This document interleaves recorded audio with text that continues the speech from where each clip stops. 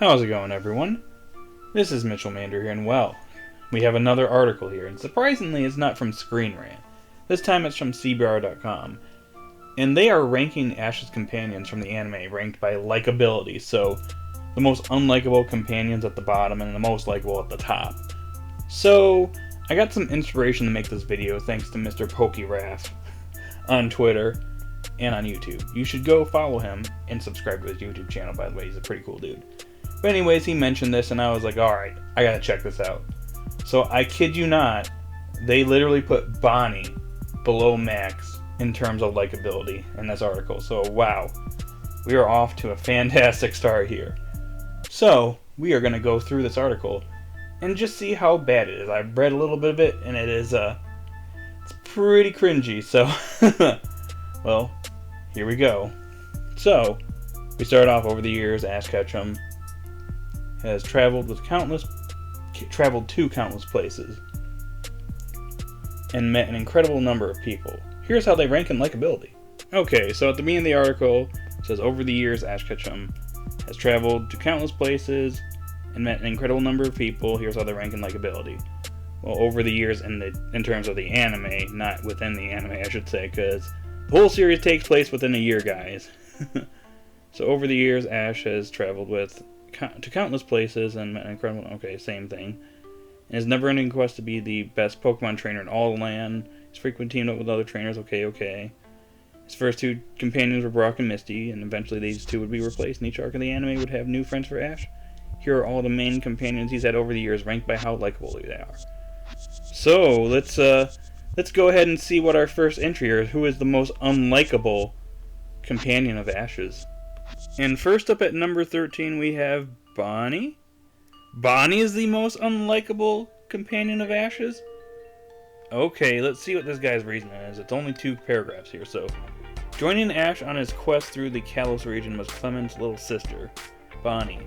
The siblings would accompany Ash for some time. Bonnie was very young and, to put it frankly, kind of annoying. Oh boy. Off to a wonderful start, dude. Bonnie had a very whiny, childlike voice in English dub. Okay, alright, buddy.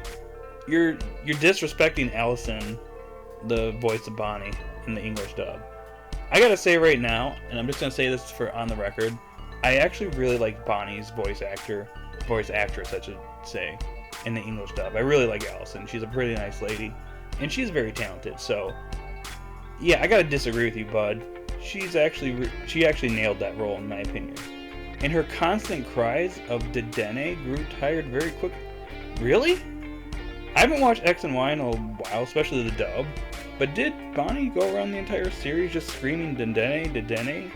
Because I don't remember her being like that. Maybe earlier on, but I don't recall that. So I gotta put an X of doubt for that one.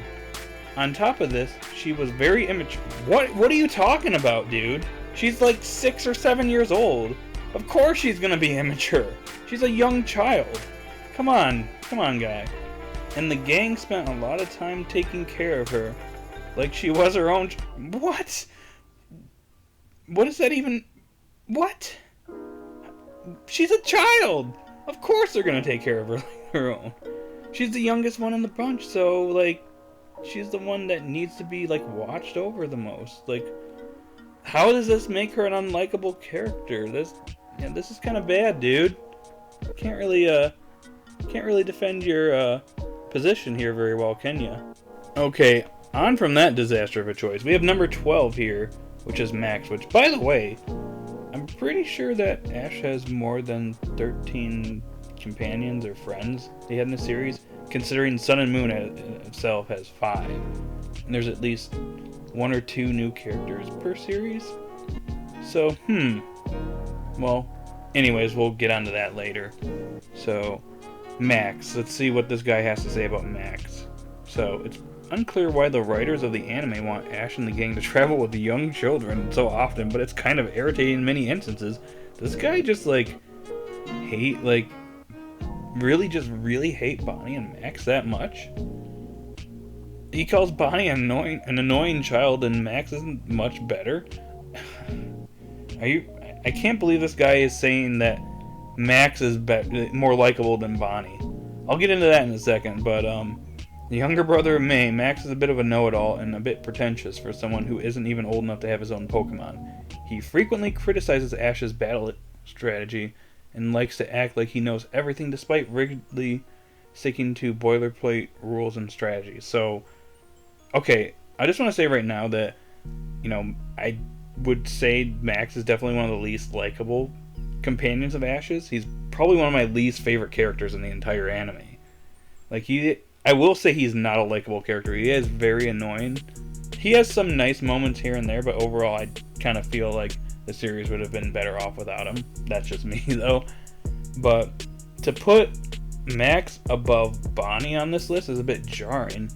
I mean, I'll admit in the beginning of X and Y, I didn't really care for Bonnie so much. I just felt like she kind of added to Clement's character. But over time, she actually became a pretty likable character, especially during X, Y, and Z. In fact, I actually think she's a better character than her brother by that point in the show. So, yeah. I mean, controversial opinion, yeah. I'd say like early X and Y, Clement was the better character, and then like later in X, Y, and Z, I think Bonnie was the better character. That's just my opinion. Maybe it's a bit of a hot take, but whatever. But yeah, like the guy didn't even try to like say anything else about Bonnie, which leads me to believe that this guy probably didn't really watch much of X and Y or AG, because if he did, I think he might appreciate Bonnie a little bit more, especially towards the end. Okay, moving on. Number 11, we have Silent. Okay, I'll admit Silent is probably one of my least favorite too, but let's see what this guy has to say. On the opposite end of the maturity spectrum from Max and Bonnie is Silent, who is arguably the most mature of any of Ash's companions. Okay, fair point. Silent is both one of the gym leaders of... Okay, whatever. Silent is typically shown to be level-headed, calm, and rational. He's sort of an adult... he is sort of the adult of the gang in Unova, the Unova arc of the anime. Silent is cool, but he's a bit boring. Is that it? Is that the reason why Silent is so unlikable? He's just boring? Okay, bud. I was kind of... if you're gonna make this list, I mean, at least, bring up some more points about the series. Don't just leave it at that. Because if this is somebody that, hasn't watched Best Wishes, they're gonna be like, okay, so why is this guy boring? Why is this guy so low on the list? Can you give me some examples? And this guy doesn't really do it. It's just like with Bonnie. I feel like this guy didn't really watch the series. Maybe watched a few episodes or just went on, Bulbapedia, just looked up a few of these characters and said, okay, that's the character. That's why they're not very likable based off of that. So, yeah. Nice logic, bro. Okay, moving on to number 10, we have Clement, which is, wow. Really? He's this low on the list? I mean, Clement is not one of my favorite characters in the entire series, but this is kind of a low ranking for him. So let's see what this guy's reasonings for why Clement is number 10 on the likable, unlikable list. So joining Bonnie as part of Ash's gang in the Kalos arc is her older brother Clement. This young inventor is typically the leader of the Lumio City Gym, but he takes a break from his duties to travel with Ash. Children's anime characters are not typically super deep, but Clement is very two-dimensional? Okay, buddy. How so? So his reasoning is, he wants to invent things, but his contraptions often fail, and he's shown to be kind of nerdy and non-athletic. Are you kidding me? So because he's nerdy and non-athletic, that makes him unlikable? Is this guy for real? That's kind of a little bit insulting to nerds, buddy. I mean, and then he says that's the extent of his character? Okay, maybe towards the end of X and Y after his gym battle with Ash, but if you actually watched X and Y, you'll know that Clement, he was very, nervous, he was very weak in the beginning, but it's thanks to Ash he gained some inspiration and he became a strong trainer and he became a stronger person as a result. And by the end of X and Y, he was a pretty competent trainer and he had confidence thanks to Ash. And this guy doesn't even bother to bring that up. He could have at least brought up his gym battle with Ash, which was a really cool battle. Though I will say that I wish that gym battle was towards the end of X and Y. Clement was one of the last gym leaders in X and Y, because admittedly, after his gym battle with Ash, Clement kind of fell to the wayside, unfortunately. He had some nice moments here and there, but unfortunately his character really never stood out after that, which is very unfortunate because I did like Clement in the very early parts of X and Y. So, yeah, definitely not one of my favorite characters, but I definitely disagree with this guy. This guy probably could have done a little bit more research to list why Clement is so low on this list, like his sister Bonnie. But yeah, apparently this guy doesn't want to go that far, so whatever. Okay, so at number 9 we have Dawn? Are you serious? Dawn is number 9? She's this low on this guy's list? That's gonna trigger some people because Dawn is probably one of the most beloved characters in the Pokemon anime. People love the Diamond and Pearl arc. And you're gonna put Dawn this low? Okay, let's see what this guy has to say.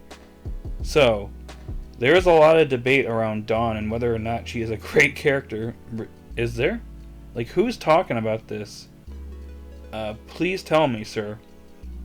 Many love Dawn, but many others think she's a boring ripoff of May. Okay, how so is she a boring ripoff? Is it because they have the same goal? Granted, I will say I wish Dawn had a different goal than May. In my personal opinion, I want all the characters to have their own unique goals and not overlap, and I will say that's the one thing I didn't really care for Dawn. I wish she had a different goal, but whatever. So what else does this guy have to say? The two do share a lot of similarities in personality and motivation, but Dawn is a little less interesting. Okay, please tell me. Dawn is Ash's traveling partner in the Sinnoh arc. She's a bit manquilitos and sometimes uninteresting. Okay, you're just repeating yourself, bud. But is a nice person who is kind and helpful to others. She is also more confident than May, which is nice. Like, this guy didn't even, bother to try and, say why Dawn is less interesting than May. Granted, in my opinion, I think May is the superior character, just because I like May's arc throughout AG. It's probably the best thing about AG, in my opinion, her arc, and where she went from not liking Pokemon to eventually loving Pokemon and, doing contests. Whereas Dawn, she knew what she wanted to do from the start. So I will say that May kind of beats Dawn in that respect, but this guy didn't even, try to, give examples of why Dawn is less interesting than May. I kind of wish this guy did a little bit more, because, if you're somebody that hasn't watched a lot of the older Pokemon anime series, you're going to look at this and be like, okay, so why is Dawn less interesting? You've got to provide some examples, otherwise it just looks like this is being lazily done. This guy should have done a little bit more, either more research, or watch some of the episodes before writing this article, because it looks very poor already. It looks really bad on this person's part, to be honest. Alright, moving on to number 8. I'm scrolling. What? Is this guy trolling? Are you kidding me? Sun and Moon classmates. So he's lumping all 5 characters. He's lumping them all into slot 8 on this list. Number 8. This guy has to be joking around now. This guy can't be serious. This has to be a joke at this point. This guy, he's done little research on all these characters. He's not providing any examples for the reasons why these characters are annoying or unlikable or uninteresting. And then he goes and does this. And just lumps all the Sun and Moon classmates at number 8. Okay. Let's see what this guy has to say. It's hard to fully separate Ash's friend and the Sun and... What? Okay, this guy just has to be, not even, bothering to watch the series. If you watch the series, you know all these characters have their own fun personalities. Kiawe is very passionate. He goes, wacky at times, especially when it comes to Z moves and other stuff. And overall fun character. Mallow, I love her upbeat personality. Her episode with her mother was one of the best character-driven episodes in the entire Pokemon anime. I love Lana's trolly behavior where she likes to joke around with people. Sophocles went from being scared of the dark, eventually became more confident as the series went on, and he became more friendly to Ash and the others. And then Lily, I don't even think I need to get into Lily. She's just a fantastic character overall. So, yeah. Rather than a couple of people that travel around the region with him, Ash instead has a group of classmates that he stays in mostly one place with. Maliki, Awelana, Lily, Sophocles. These are of course the trial captains from the... Okay, whatever. That's irrelevant. Each of these characters has a certain personality, but it's hard to see them all fleshed out. Yeah, this guy definitely did not even bother to watch Sun and Moon, because if you I just mentioned it, all these characters. I mean, granted, I will say Mallow probably had the least amount of development, but yeah, you didn't watch the series because yeah, Sophocles got development. Did you see him in the beginning? What I just said a minute ago? Sophocles was scared of the dark. He needed Togedemaru as a nightlight. And then what does he do at the end of the series? He overcomes his fear of the dark. You know, he saves the day in that one episode with the Vikavolt Rage episode. And then he earned a Z crystal because of that. He competed in the World League. He made it to the quarterfinals. The kid wants to be an astronaut. Really. I know, guys, you're probably rolling in while watching this video. Just bear with me. My brain is literally melting just reading this and just seeing this guy not even try. I don't know. My brain is literally melting thanks to this guy. Thanks, bud. However, none of them are strictly unlikable, so they rank somewhere in the middle. Wow. I gotta give you a clap for that one, bud. What a way to end that one off. Wow. Can you guys believe this? Can you believe this guy is real? This is actual... this guy actually wrote this part? Oh my gosh. Okay, moving on to number 7. This guy put Tracy at number 7. This guy put Tracy at number 7 over the Sun and Moon Gang. He put Tracy over Clement. He put Tracy over Bonnie. Huh. Oh my gosh. This is really funny, guys. So, temporarily replacing Brock in the early arcs of the anime was Tracy, an artist and Pokemon watcher, and accompanied Ash and Misty. He knows a ton about Pokemon and is typically very level-headed and mature. He was a cool replacement for Brock for a short time, but fans were ultimately happier when Brock returned, which is true. Because, yeah. Tracy was kind of created because, the anime staff, I forget who it was, exactly, thought that, Brock would be they'd see Brock as a stereotype. So they removed Brock, but then they realized, nobody had a problem with Brock, so they brought him back, and yeah, that's for the best, because Brock is awesome. Brock the Rock. And we have Tracy here. Yeah, along with Max is probably my least favorite companions of Ash. He's a very forgettable character in my opinion, so that's what I feel about Tracy, but to put him, as a more likable character than the Sun and Moon Gang? Yeah. I guess I'll just have to accept that for now. That's this guy's opinion. Number 6, we have Iris. We have Iris at number 6. We have Iris at number 6. We have Iris at number 6. Okay, Iris is not that bad of a character, but she is kind of unlikable at times in Best Wishes. There are a few times where she did get on my nerves. Okay, let's see what this guy has to say. For almost the entirety of the Unova arc of the anime, Ash is accompanied by Iris, an inspiring Dragon Master. Iris is brimming with personality and very outspoken. So, did You say that about Iris, but you don't say that about the Sun and Moon cast? She's a stark contrast from the cool and collected Cylon, often shown being wild, active, and quick thinking.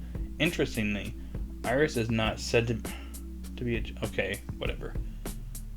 Okay, I mean... Sure, buddy. If you want to put Iris in the middle right here, go ahead. At this point, your list is something else. But you want to do that? Sure, fine. Go ahead. At number 5, we have May, which is surprisingly low for May. I was expecting her to be a lot higher on this list, to be honest with you, considering what this guy said in the Dawn section.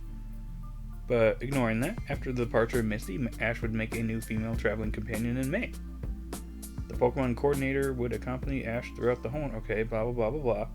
While vain and a bit argumentative, many fans consider May to be one of the best companions Ash has ever had. Rather than battling, she's passionate about Pokemon contests in which she frequently... Okay, this guy didn't really, try to say why May is very likable, besides the fact that she's considered to be one of the best companions Ash ever had.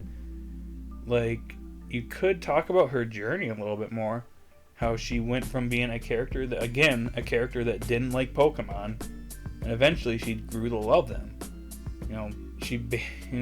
Ash was her mentor, and by the end of the series, she was able to basically stand on equal ground with them. There's a lot of things to like about May. I really like May, by the way. One of my, if not my favorite character from the Pokemon anime. I kind of just wish this guy would have, elaborated a little bit more. Just like with the other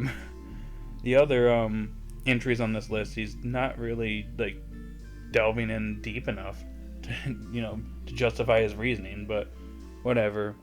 Moving on.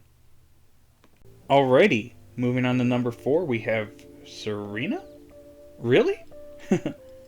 I was expecting Serena to be either number 1 or number 2 in this list, and now granted, number 4 is a high position, but this is Serena that we're talking about, probably one of the most beloved characters in the entire Pokemon anime, and she's number 4? Alright, let's see what this guy has to say about Serena. So, joining Ash alongside Bonnie and Clement is Serena, a trainer and Pokemon performer from Vanderbilt Town. Serena is the perfect companion for Ash. Okay, gotta give this guy a thumbs up there. She is the perfect companion for Ash, so Serena the Galar win. Anyways, all jokes aside, she's supportive but a bit directionless, which is fine for the most part, but a little more drive would rank her higher on this list. Okay, so either this guy dropped X and Y earlier on, or didn't even bother to watch the series, or just watched the first couple of episodes and been like, okay, that's Serena's character. Because, yeah, if you watch the series, you'll know, okay, in the beginning, granted, her character was directionless because she didn't have a goal. The whole reason that she even is in the series or traveled to Ash in the first place is because she saw him on TV, she has a crush on him, and she wanted to meet him again. And she was pretty much a support character in the earlier part of X and Y. And then she developed her goal, and then she ended up having one of the best character focus arcs in the entire Pokemon anime. It rivals May in my opinion. It's really great and it was wonderful to watch.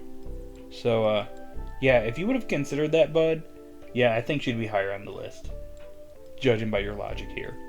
But moving on, Serena and Ash also have a strange will they date or won't they dynamic, which is a bit strange for a series like this. Some people like it, but it's a bit strange, a little redundant there, when it comes to 10-year-olds and on a children's show. Okay, my only response to that is, okay, I will say it is kind of weird, but if you ship Ash and Serena, go ahead. Just go for it. A lot of people do, so I just say go for it. So, yeah. Okay, so at number 3 here, we have Misty, which that's kind of a surprise. Okay, so I don't hate Misty. I like her quite a bit. Not so much in the early part of the original series, I'll admit that. Especially when I was younger, I didn't really care for Misty so much, but she's not a bad character. I just think that May, Dawn, Serena, and Lily are better written characters, as they have, more fleshed out goals. And Misty's wasn't fleshed out enough, in my opinion, in the original series. That's just me, though, but let's see what this guy has to say. So, the very first traveling companion for Ash, other than Pikachu, is the outspoken and faithful Misty. This gym leader and lover of water Pokemon first joined Ash to keep track of him when he ruined her bike, saying she would follow him until he finally paid her back. Misty is a strong counterpart to Ash's antics, but still became one of his biggest supporters and best friends. Okay, I gotta give this guy some credit here. That's actually, a pretty good point. I do think that Misty is a pretty good foil to how Ash behaved in the early parts of the original series. Ash was a noob back then. He was a new trainer. And Misty kind of, was essentially a mentor. She was kind of a harsh mentor, but she, acted as a good foil to his antics back then. So I will give this guy a point there. She returned to the series a few times over the years, and fans are always excited to see her. Okay, so again, this guy made a good point, but he didn't, again, with all the other entries on this list, he's not convincing me. After reading that, I don't feel like Misty is more likable than Serena or May or Dawn, for example. I'm not feeling it. If there was more context, if there was more put in here, maybe this would convince me, but yeah, I don't know. I mean, at this point, I've been going on for how long, and I expect this guy to come up with some, decent points besides the one he brought up with Misty. Oh well. I mean, at least he tried. Okay, at number 2 on the list, we have Go. Wow, Go is really high up on the list. He's a lot higher than I was expecting to be. Not that Go is, the most unlikable character in Pokemon. I'm starting to grow to like this kid. He's becoming a better character as the Journey series has gone on. But to put him this high up on the list, I could name a couple characters that I think are more likable than Go. And Go has done a few unlikable things, when he practically almost abandoned Scorbunny when he was trying to learn Ember. Remember back in episode 17? When Scorbunny ran away and Go was basically forget him, or it's I'm not going after him. Remember that moment? Yeah, that moment kind of shocked me, because I'm like, dang, Go. I'm like, you're actually making people hate you. But, I don't know. He's becoming a better character. He's, becoming more caring as time has gone on. So, by the end of Journeys, he could end up being one of the best characters in the series. We just don't know yet. I do think his goal needs, a little bit more work, but, he's becoming a better character. But anyways, I've kind of rambled on for a bit. Let's see what this guy has to say about Go. So Ash's newest and current companion is Go, a young trainer that plans to catch every single Pokemon. Go is a cool guy, both in terms of his style and personality. I mean, I get he's alright, but I don't know if I'd call him cool. His personality is interesting. I will say he does differentiate himself from every other character in the series. A bit of a longer... What? I think they messed up here. A bit of a longer... Go is very driven on his goals and very smart in terms of Pokemon knowledge. Wow, that sentence was very awkwardly worded. But you also mentioned that with Tracy, so it's a bit redundant here, but whatever. He's a great counterpart to Ash. Okay, that is actually a pretty valid point. I actually have to agree with that. He is a really good counterpart to Ash, so I gotta give a compliment to this guy. That is a good point. Equally driven, but with the goal that many make fun of Ash for not catching every Pokemon. Fair enough. We all wanted Ash to catch them all, and he kind of didn't do that, so whatever. His ultimate goal was to meet and maybe catch Mew. Okay. I wish there was a little bit more here, but I don't have too many complaints about this one. I mean, I will agree that he's a great counterpart to Ash, so moving on to number 1. Alright, at number 1 we have the obvious choice for number 1, being Brock. I mean, okay, I have no complaints here, so let's see what this guy has to say. The quintessential companion for Ash. Okay, I gotta give the thumbs up there. I agree with that. Is also one of the one that traveled with him the longest, Brock. Save for some short-lived absences, Brock's time on the show spanned several seasons, accompanying Ash through Kanto, Johto, Hoenn, and Sinnoh. Brock is mature, intelligent, and driven. His one flaw is his never-ending objectification of every woman he meets, with rare exceptions. Are you sure that's a flaw? That's the one thing that people, that's probably the thing that people like the most about Brock. That's probably one of my favorite aspects of his character, so I don't know if I'd consider that a flaw. Anyways, he's often very helpful to Ash in terms of battle strategies, offering pointers and info that help make Ash a better trainer. Like, this guy made really good points with Brock.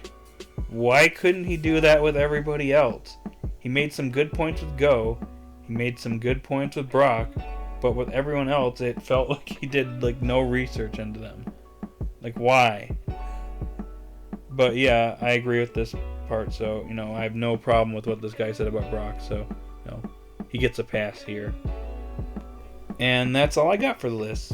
So, yeah, again, it's pretty clear that besides a few good points this guy had here and there, yeah, this guy didn't do enough research into these characters. And it came off pretty bad. So, person who wrote this article, if you actually come across this video, I would reconsider, talking about the Pokemon anime in the future, if this is, like, what you're going to write about. Or, in my opinion, if you have some integrity, you'll go back and redo this article, at some point down the road. Be like, hey, I wrote this article way back when, and I realized I screwed up with a lot of these characters. So here's a real evaluation of, the most unlikable and likable characters of Ash's companions. I don't know, something like that. That would be my suggestion to you. But anyways, guys, what'd you think of this article? I'll have it linked in the description if you want to read it yourself. So, what'd you think? Did you like this article? Did you think it was funny? Did you think it was cringy? Post your thoughts in the comment section down below. Be sure to hit that like button. Subscribe if you're new to the channel. And I will talk to you all later. You all stay safe out there and have a great day or night wherever you're at. Peace.